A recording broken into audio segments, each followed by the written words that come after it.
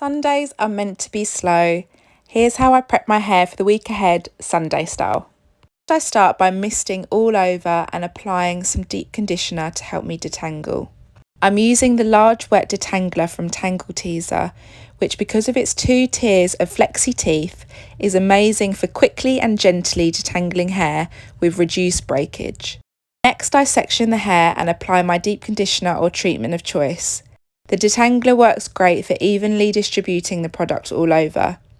I find it helps to keep the hair damp throughout this routine, which is why a mist spray bottle works well. Once I've finished applying my treatment, I add some oil for an extra moisture kick and then I leave that to marinate for 30 minutes. Perfect amount of time for a face mask. I style my hair as usual and diffuse or leave it to dry if I'm feeling super slow.